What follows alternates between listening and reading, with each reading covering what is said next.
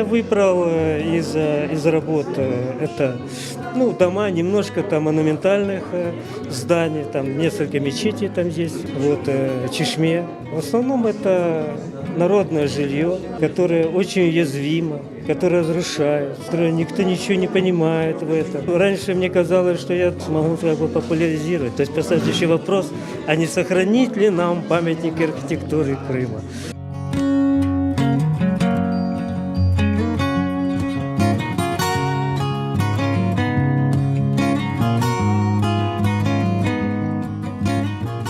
Прибыв сюда, якобы искал вот эти вот корни, это очень древняя культура. И нашел Соколино, в первую очередь. Соколино, и видит там дома, а потом художник Федота меня направил. Он очень хорошо знает весь этот район, все эти места. Он направил, куда надо поехать, где что-то там сохранилось. И дальше я начал там путешествовать.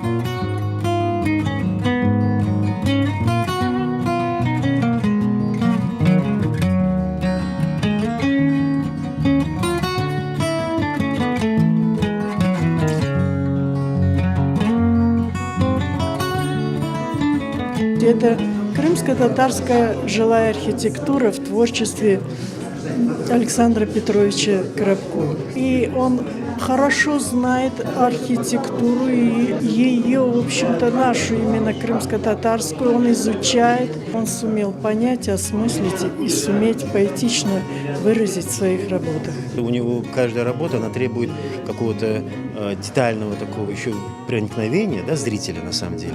И поэтому здесь очень много произведений, которые на таком очень высоком уровне и акварельного мастерства акварельного живописца, графика акварелиста, и в то же время человек, который именно влюблен и с трепетом относится к органичным для Крыма, будь то архитектура или там пейзажи.